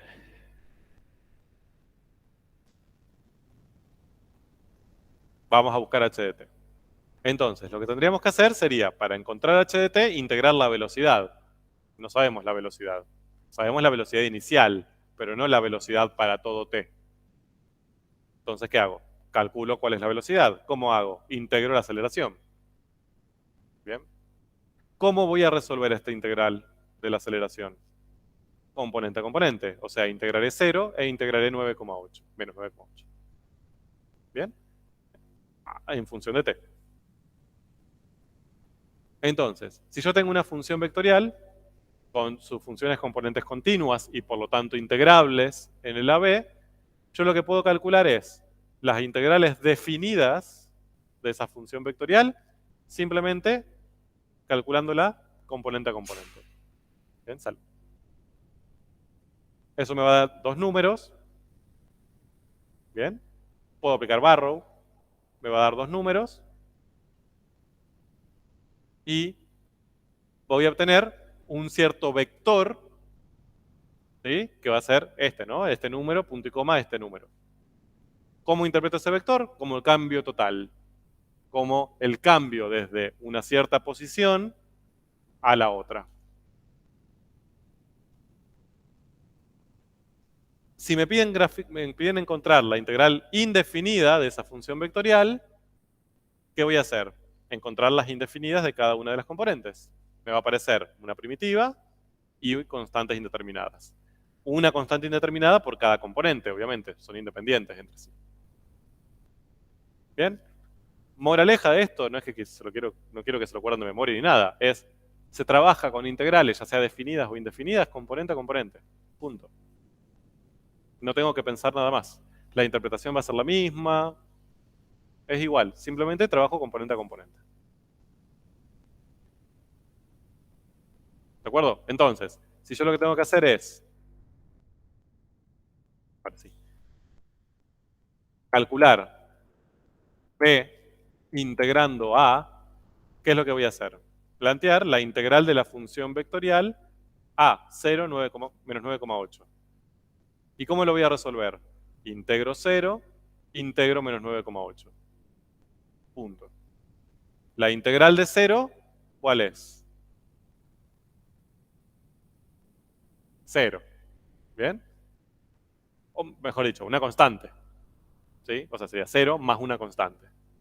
Entonces le pongo 0 más C1, una constante indeterminada. La integral de menos 9,8, ¿cuál sería? Menos 9,8t más una constante. Le pongo menos 9,8t más una constante. Fíjense que a las dos constantes le pongo nombre distinto. ¿Por qué? Porque si le pongo el mismo nombre estoy asumiendo que son iguales. Y no tienen por qué serlo. ¿Bien? Yo estoy haciendo dos integrales independientes entre sí. Entonces le pongo C1 y C2 para que puedan ser distintas. Quizás son iguales, pero les doy la posibilidad de que sean distintas. ¿Y cómo saco C1 y C2? Bien, con esto, con la condición inicial. Yo sé que B0 es 1, 0, o sea que esta función Cuando la aplico a tiempo 0, me da como resultado el vector 1, 0. ¿Bien? O sea, al hacer estas cuentas, la primera componente me queda 1 y la segunda componente me queda 0. ¿De acuerdo? Entonces, ¿cuánto valen C1 y C2? 1 y 0. ¿De acuerdo? Eso lo pueden plantear como dos ecuaciones por separado. Yo no sé si lo hice. Bien, acá está. B en 0 me da 1, 0. Es la condición que me dieron al principio. Si yo lo valorizo acá, me queda C1 y menos 9,8 por 0 más C2. Y eso me da 1, 0. Entonces, igualo componente a componente. C1 tiene que valer 1 y toda esta expresión tiene que valer 0. Entonces C2 tiene que valer 0. Entonces de ahí vuelvo acá, reemplazo y obtengo la ley de B. 1 menos 9,8t. Es lo mismo que resolver una integral indefinida con una condición inicial. Ustedes ya lo hacen en integrales, solamente que ahora tengo que hacerlo para cada componente, simplemente. Y acá obtuve la ley de la función vectorial velocidad.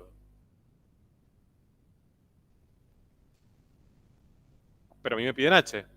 ¿Qué hago? Integro otra vez. Bien, entonces tengo que integrar lo que acabo de obtener, 1 y menos 9,8t. Integral de 1, t, más una constante, C3. Pongo C3 para que ni siquiera dar la idea de que es igual a las de antes, ni a C1 ni a C2. Y menos 9,8t, lo integro, me queda menos 9,8 por t cuadrado sobre 2, más C4. ¿Cómo hallo C3 y C4? Con este valor inicial. Bien, la primera componente me tiene que dar 0 cuando reemplazo t por 0, y la segunda componente me tiene que dar 78,4.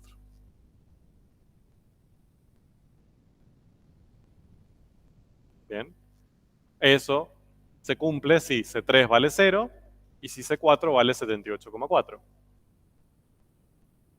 Reemplazo y llego, en definitiva, a h de t. Primera componente t, segunda componente menos 4,9 t cuadrado más 78,4. Bien, supónganse que ahora nosotros les decimos, bueno, grafiquen la trayectoria de esa partícula, de esa pelota. ¿Qué tendrían que hacer? Porque ahí encontraron la función vectorial, pero ¿tienen idea de cómo se está moviendo esa pelota en el aire?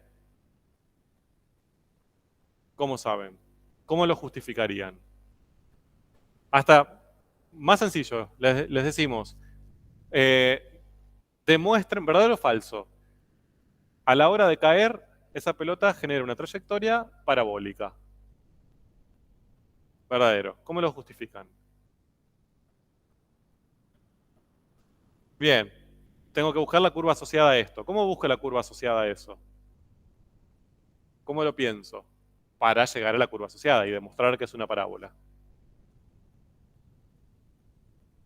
Pasar la cartesiana. Pensarla ya. Cuando llego ahí, lo que me sirve es lo que ustedes están estudiando ahora para el parcial. Bien, todo esto lo que vimos hoy es para hacer cálculo, derivar, integrar. Pero cuando ya llegan a la función vectorial y lo que tienen que hacer es usarla para algo, para graficarla, para ver el sentido, para buscar diferentes puntos, todo lo que ya saben hacer es lo que tienen que hacer. Bien, o sea, no son temas no relacionados. A lo que voy es, exacto. Esta expresión la uso como ecuaciones paramétricas. X igual a t igual a menos 4,9 t cuadrado más 78,4. Y a partir de acá, lo que hallo es las ecuaciones cartesianas, es decir, elimino el parámetro. Acá donde dice t, pongo x. Me queda igual a menos 4,9 x cuadrado más 78,4. Y lo que puedo decir es, esto es una parábola, ¿no?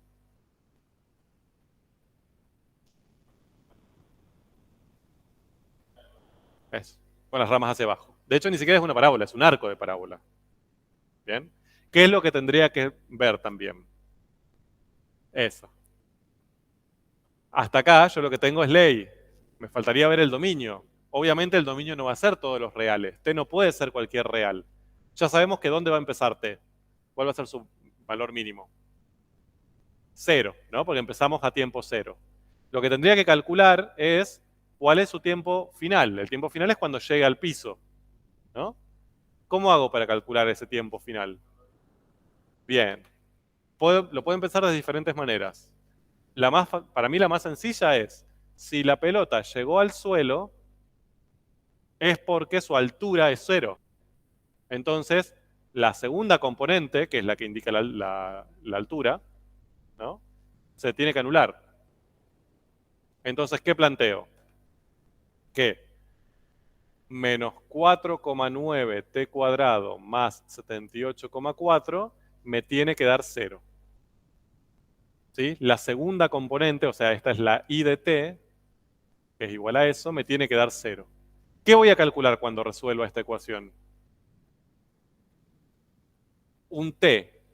¿Cómo interpreto ese t? El tiempo que tardó la pelota en tocar el suelo, ¿no? Hagámoslo.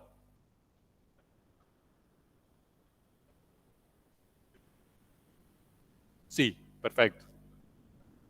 Estamos de acuerdo. Si hacen 78,4 dividido 4,9, ¿cuánto les da?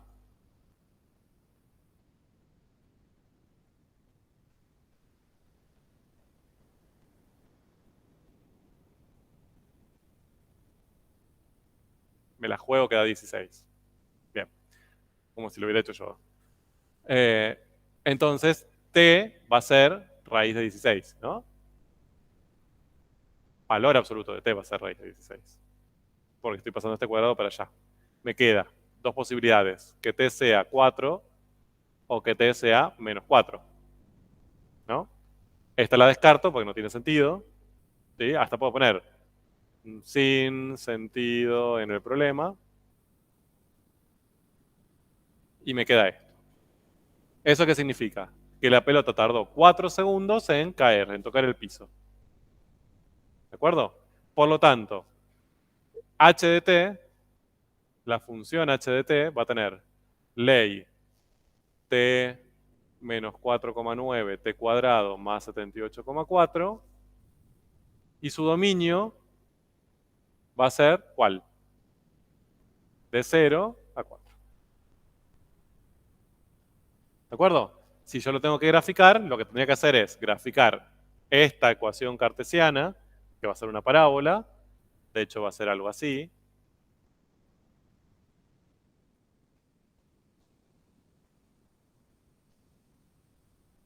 Bien. Fijarme, reemplazar acá por 0, que me va a dar este punto, reemplazar por 4, que me debería dar este punto, y decir, bueno, entonces la curva asociada a esta función es desde acá, todo este arco de parábola, hasta acá, en este sentido. ¿De acuerdo? Fíjense, toda la información que pudimos sacar, o sea, sacamos posición inicial, posición final, el tiempo que tardó en caer, sacamos una función vectorial que describe el movimiento, una función vectorial que describe la velocidad, ¿bien? La forma de la trayectoria en la que está cayendo. Todo eso a partir de 3 datos. Posición inicial, velocidad inicial y la función vectorial que describe la aceleración. ¿De acuerdo?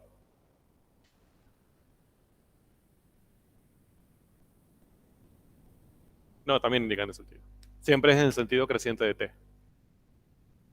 Bien. De hecho, hasta le podríamos pedir otra cosa. Por ejemplo, a ver, voy a poner esto en blanco.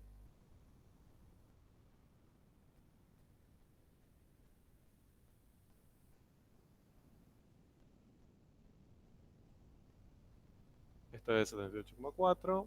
Esto es 4. El sentido es para allá. Y h de t era t menos 4,9 t cuadrado más 38. Ahora le decimos, bueno, hallen y grafiquen la velocidad de esa partícula a los 2 segundos de iniciado el movimiento. Hallen y grafiquen la velocidad de esa partícula a los 2 segundos de iniciado. Hasta le diría, hallen y grafiquen la posición y la velocidad de esa partícula a los 2 segundos de iniciado el movimiento. ¿Bien? Simbólicamente, ¿qué les estamos pidiendo? H en 2 sería la posición de la partícula a los 2 segundos. ¿Y quién más? Y B en 2, o sea, H' en 2, ¿no? Y si le pedimos la rapidez, sería R en 2. ¿Bien? H en 2. ¿Qué hago para calcular H en 2? Reemplazo. Me da 2 y tengo que hacer esta cuenta. ¿No? ¿Qué deberíamos hacerla? Me da menos 16, menos 19,6, más 78,4. Ay, qué molesto.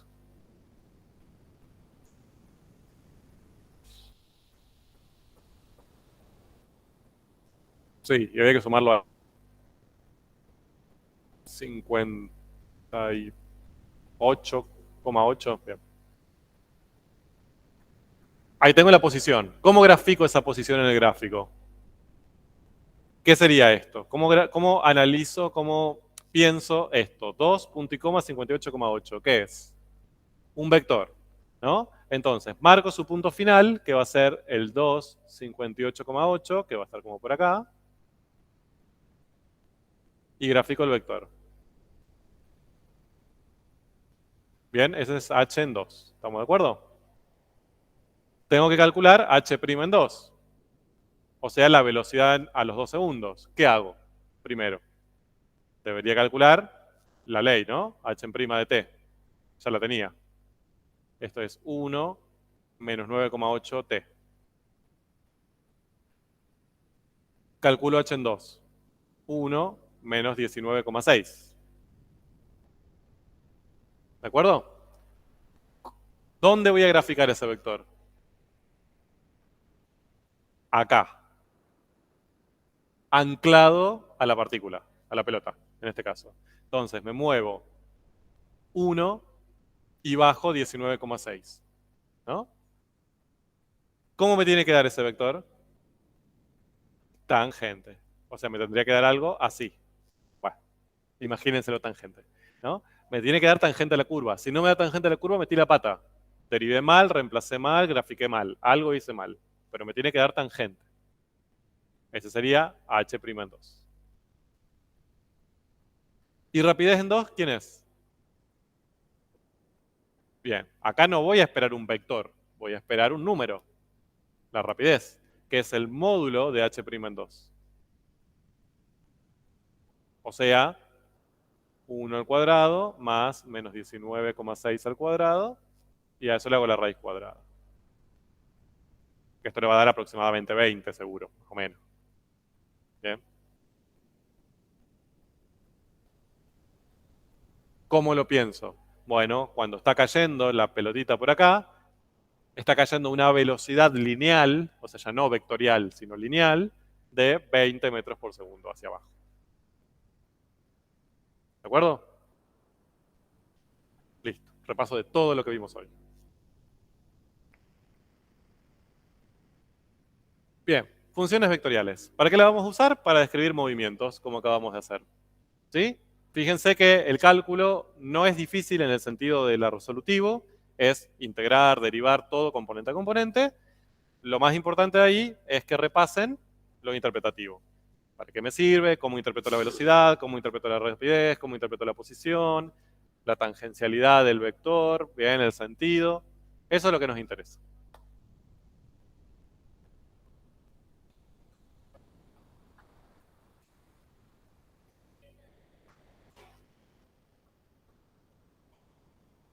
En las circunferencias, no solamente en las circunferencias. Hay otros casos que también, pero no se lleven la idea de que siempre son perpendiculares. Por ejemplo, acá no lo son.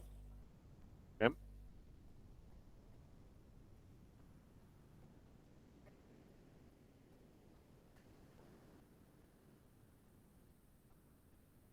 Sí, sí, sí, claro, claro. En los circulares, en una circunferencia, sí. En una elipse, por ejemplo, ya no. Se pierde la perpendicularidad. Pero en la circunferencia demostramos que sí. Sí. En aula 13, después lo publico. Aula 13 a las 5. Bien, gente virtual, ¿alguna duda?